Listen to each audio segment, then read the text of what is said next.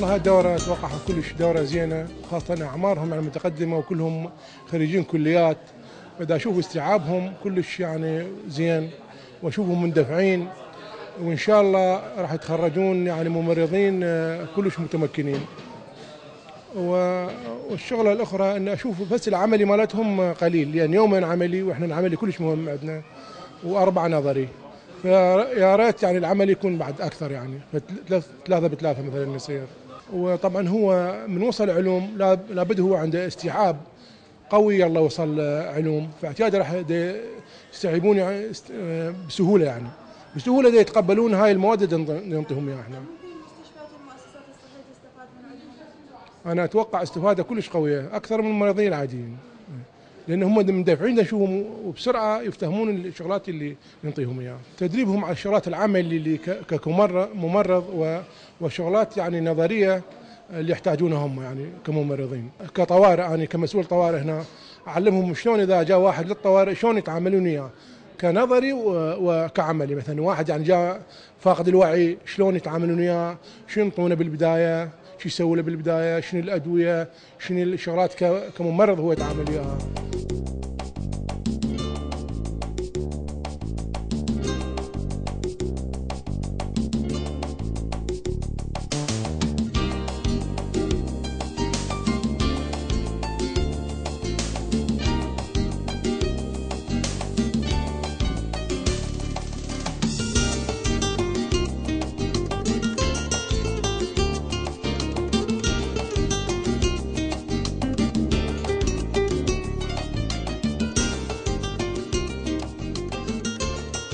لا، مسألة العملي الحمد لله والشكر يعني كل الزين. يعني بالنسبة لطلابنا الحمد لله دا يستفادون من العملي، ودا تصير عندنا يعني بدأوا يشتغلون يعني ويا الموظفين الموجودين هنا يعني بشكل كلش ممتاز.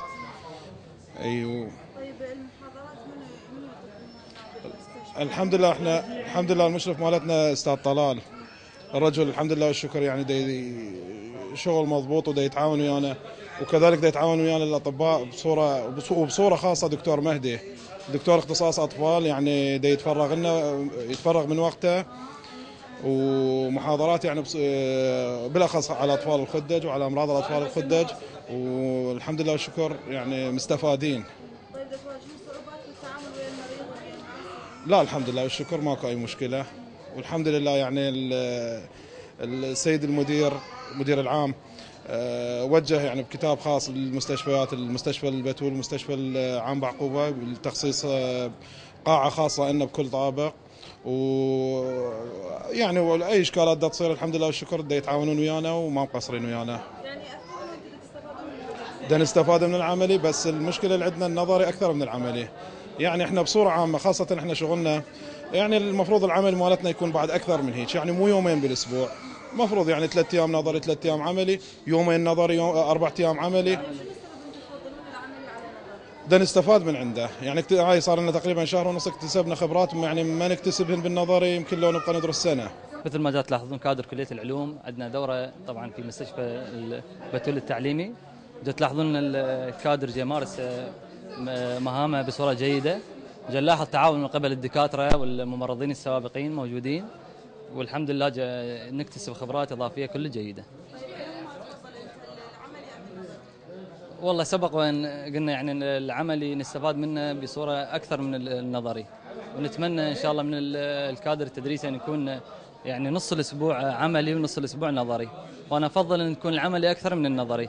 وجت تلاحظين إحنا من خلال الممارسة جت تلاحظين مشاهدة عيان وجن نمارس بيدينا أكثر من النظري، وأنا أفضل العملي أن يكون أكثر من النظري.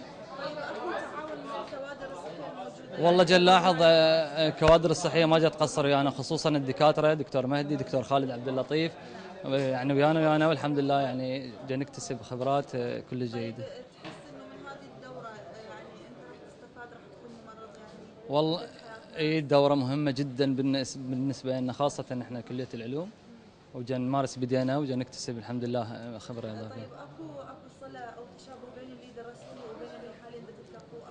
والله لربما نقول مثلا يعني نسبة 25% نسبة تشابه من النظري بالنسبة للنظري، بس جل لاحظ العملي باختلافات كلش هواية يعني من شخص من يمارس بيده اكثر مما يقرا بشكل نظري، يمارس بيده يكتسب خبره اكثر.